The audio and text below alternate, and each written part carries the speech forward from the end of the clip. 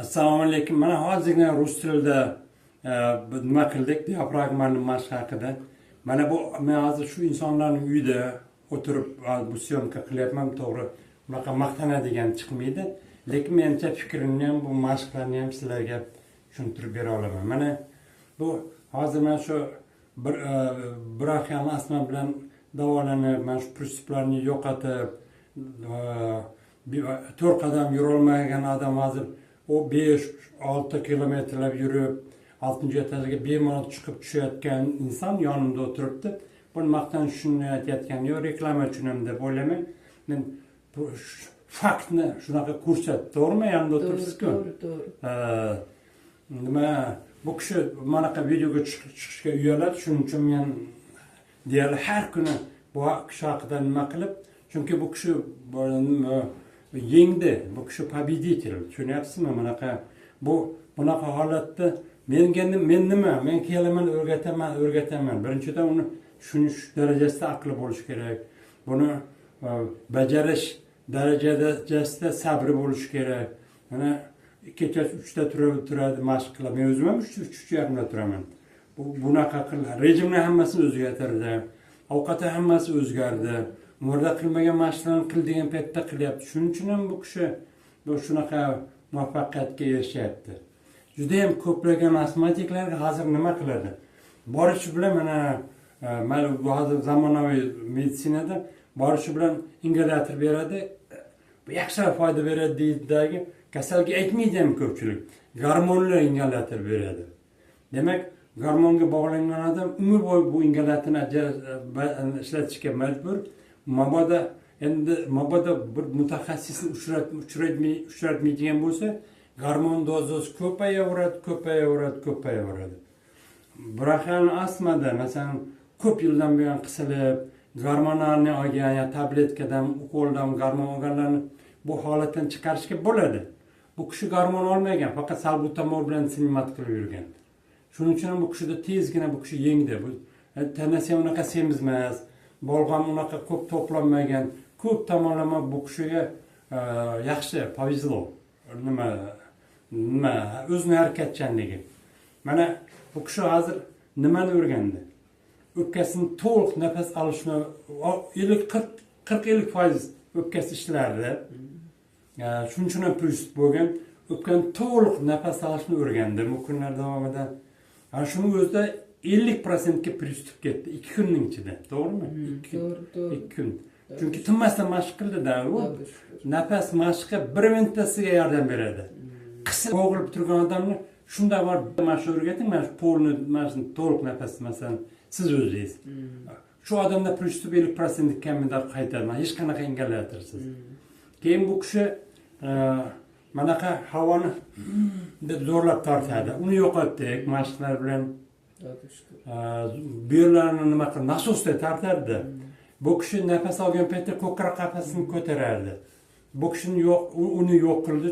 Bu ko'tarmasdan shunaqa o'pkaga havo yuborishni o'rganib oldi. Bu kishi tez nafas olardi. Biz nafasni uzun qilish sababli tez nafas olishni yo'q nima qildi? Biz o'pkaga yordam bering, o'pkaga sharoit yaratib bering, sizda hech qanaqa prinsip ham, astma ham hech narsa bo'lmaydi. Aslida astma ham, pnevmoniya, mana giperton ular kasallik emas. Odam noto'g'ri nafas olgandan kelib chiqqan tananing reaksiyasi. Bu noto'g'ri, bu braxial astmasan, bronxitsan, gipertonsan diagnoz qo'yish bizning ota-bobolarimizda bo'lmagan. Bu mana o'zi pul faqat dori sotib pul ishlashni xohlaydigan g'arb meditsinasining diagnozi bu ularning hammasi. Mana bugun biz endi nima qilmoqchimiz? Biz endi diafragma degan pardaga yetib keldik.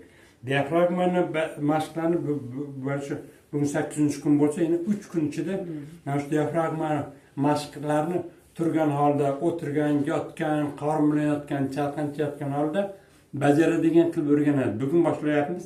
Sizlarga ham bir sovg'a sifatida biz internetga qo'yamiz buni. Diafragmani qarang, bu yerda parda, men rasmini qo'yaman albatta. Mana bu yerda muskulli suhajlar parda. Bu manaqa o'pka yurak tomonga sal manaqa qo'pol o'zbekchasi qanaqa edi? Qo'pol. Yoysimon bo'lib bu yoqqa nima qiladi? Tepaga pastga tushganda mana jigarni, oshqozon, ichaklarni massaj qiladi. Demak, diafragma qimirlatishni yaxshilab o'rganib olganda, jigardagi har xil mana u o't nima qilib qoladi, xolesistit, qum to'planish, tosh to'planishlar bo'lmaydi. Oshqozon osti bezida sakhr diabet bo'lmaydi. Bo'lsa ham u tez yordam beradi unga, juda ham zo'r. Ichi qotib qolmaydi, ichi dam bo'lmaydi.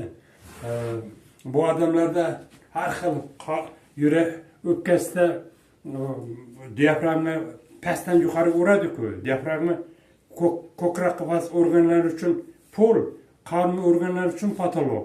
Demak, diafragma tepaga ketgan paytda o'pkani 4 santimetrgacha ko'taradi yuqoriga. 4 santimetrgacha bularni pastga bosadi. Qarang, ishodniy tochkasidan 4 santimetr yaqinga qimirlaydi. 4 santimetrda millionlagan tabletkalar, hujayralar, alveolarlar bo'ladi. Bitta alveolar havo ochilib, havo ko'paysa, million qarang qancha nima bo'ladi. Shuning uchun diafragma tepaga ketgan paytda o'pkada har xil pnevmoniya bo'lsa, eski pnevmoniya qotib qolgan bo'lsa, yoki bronxialni astma tufayli balg'am to'plangan bo'lsa, va havo yetishmasdan bronxit bo'lgan bo'lsa, har xil obstruktiv bronxitlar bo'lsa, faqat tepadan shu yerda massaj qilgan hisobiga bu nimani yangi havo olib keladi, eskisini haydaydi. Bu muskul-ku, shunaqa urgan paytda bu o'pkani 4 santimetr urib tushiradi. Shu musobaga balg'am ham tez pishadi, tezda chiqib ketadi, pриступlar qaytadi. Diafragma qimirlagan odamda yurakdan ishemik bolezn deydi, stenokardiya deydi, infarkt miokardiya bo'lmaydi. Nimaga deganda bu yurakning stenkasi mana shunchagina mana muskullar, ichida qon aylanyapti. Bu 4 santimetrga ko'taryapti buni hammasini. Prosta logistika o'ylab ko'rsangiz ham mana shu buni tushunish mumkin. Men hozir bu internetga ko'rsatish mumkin bo'lgan bir nechta mashqni ko'rsataman diafragma haqida. Bu kishiga albatta bundan bir 10-15-20 mashqlar ko'proq bo'ladi. Internetga qo'yib bo'ladigan bir nechta mashqlarni ko'rsataman. Buni mabodo uyda ishlasangiz, davleniyingiz bo'lsa ishlamang, unga mumkin emas. Infarkt miokardiya olgan bo'lsa ishlamang. Oshqozonda yara bo'lsa ishlamang. O't qopida mana kattaroq vaqt-vaqti og'rib turadigan tosh bo'lsa ishlashga bo'lmaydi. Atak har qanday odamga bu ishlashi keyin bu tonus beradi. Tonus shuning uchun ham aytyapman, davleniya ko'taradi ozmoz. Buni davleniya tushib ketgan odamlarga ko'p e'tibor bilan ishlatamiz. Bu kishi u darajada katta nagruska bilan o'rganmaydi, lekin o'ziga yarasha o'rganadi. Mana qarang, birinchisi, men qo'lni berib qo'yman shu diafragma, nafas chiqarasiz mana. Qorni ichkariga tortmang. Havo o'zi kirishi kerak. Buni kapablatxati deydi. Kapa degani bosh, blaxati degani tozalash degani. Keyin xuddi shuni o'zi mana qilishga bo'ladi. Qarang, mana bu yerdan men naprigat qilib, nafas qilib chiqarib o'tirmang. Mana qorni tortish hisobiga mana. Yo'q, taningizni qimlatmang. Mana qarang mana. Qanday qilyapman men? Gavdani tik tuting, boshni pastga tushirmang. Kulib o'tirib qiling. Ana. Keyin ikkinchi, qo'lni ishlatganda mana bosh barmoq bilan mana nomus barmoq ishlatiladi. Burunni mana qilsa bunaqa qilib bo'lmaydi. Bu sizlar uchun aytadigan gap emas, siz uchun aytyapman. Xuddi shuni mana chap tomondan, bu tomondan bu kapablatxati. Ikkinchisi xastrika degani bor. Ba'zilarni aytyapman, bular juda ham ko'p emas, yana takrorlayman. Bu xastrika degan qanaqa mana qo'lni berib qo'yadi mana. Ham nafas oladi, ham chiqaradi. Mabodo tushunmasangiz, uyalmasdan kommentariyadan savol bering. Buni o'zingizcha bunaqa bajarmang. Bu asosan informatsiya desa ham bo'ladi. Xuddi shuni bu bilan keyin diafragmani yana mana qilib turib bu mashqlarni. Unda diafragma shunaqa parda butun mana qilib yopishib turadi. Bunaqa engashtirib qilsa bo'ladi mana shuni. Bu yoqqa engashib tekka turgan holda qo'lni gavdani ko'tarib yoki Malaka qo'lni beri qo'yib turingda, hozir risk nafas chiqaring mana. Nafas to'xtating. Diafragma mana sezadi bu qushog'ida sezmaydi, chunki ko'krak qafasini uzoq vaqt pristup bo'lgan paytda ko'krak qafasini ko'tarib nafas olgan. Bunaqa ko'krak qafasini ko'tarib nafas oladigan odamlarda diafragma qatib qolgan bo'ladi. Aqli diafragmani tekshira olmaydi hozir bu kuchda. Hali bunaqa kontrolli mexanizmi ichga tushgani yo'q. Biz har bir necha kunda hali shug'ullanamiz. Xudo xolasa yana bir 10 kundan 1-2 marta keladi. Yana 2 marta kelgandan keyin men 4 qadam yura olmaydigan odam, Xudo xolasa, Xudo omonlik bersa, mana yana 10 kundan 2 marta keladi, men bilan yuguradi mana shu stadionda. Men bog'ga borib yuguraman-ku, men o'zimizda Yangi O'zbekiston bog'iga. O kishi biladi, har kundan bog'dan bu yoqqa kelyapman, to'g'rimi? Mana qarang, risk nafas chiqaringda havoni to'xtatmang. Bu paytda diafragma yuqori ko'tarib o'tgan qisib turgan paytda bu qisib turib diafragma ko'tarildi 1 santimetrga. O'tgan qisib turibdi. Qisib turgan paytda nima? Havo chiqib ketdi. Nafas to'xtab turganda nima bo'ladi? Qondan kelyapti. Qondan chiqyapti bu yoqqa havo, uglekisllik gaz. Keyin diafragma shunday tushirgan paytda toza havo keladi. İflos havo chiqib ketadi. Nafas to'xtab turish bu katta bir kitob yozishga bo'ladi. Qanchalik zo'r. Butun yoganing nafas mashqlari mana shu nafasni to'xtab turishni uzunligini oshirishga bag'ishlangan. Buning uchun qancha kitoblar yozilgan. Xuddi shunaqa qilib turib nafas olib qilsangiz bo'ladi. Nafas oldingiz. E'tibor bersangiz diafragma paytda pastga tushadi.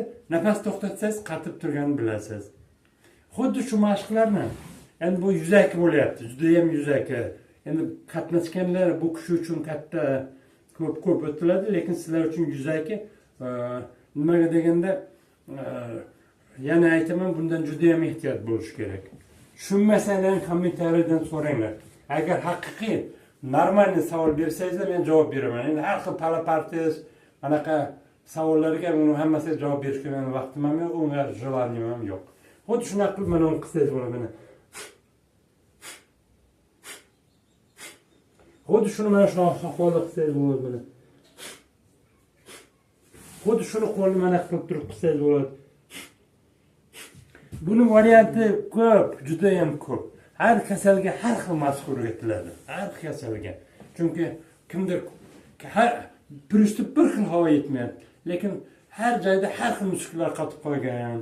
Har birov kimdir ko'krak qafasini ko'taradi, kimdir yelkasini ko'taradi, kimdir ko'pchilik odamlarda psixosomatik kasallik bor, bronxial astma. Oldin psixikadan boshlanadi, aqldan keyin tanaga o'tadi. Shuning uchun biz bu kishiga kuniga 15 minut, yarim soatlab suhbatlashamiz. Men Ukraina va chet ellarda, Ukraina, Belarus, Moldova, Rossiya, Qozog'istonlar borganda, uyda bo'lmayman-ku. Sumkamda bitta qamchi yuradi doim. Ana shunaqa hech fikrini chiqarmaydi u. Aql oldinga o'tib ketganda, bu paytda tanani uyg'otish kerak, buning uchun qamchi bilan uriladi. Sizlarni emas, sizni ham emas. Mana sog' bo'linglar. Azman informatsiya bo'lib tinglab, o'zlaringiz xulosa chiqarib olinglar. Baxtli bo'ling.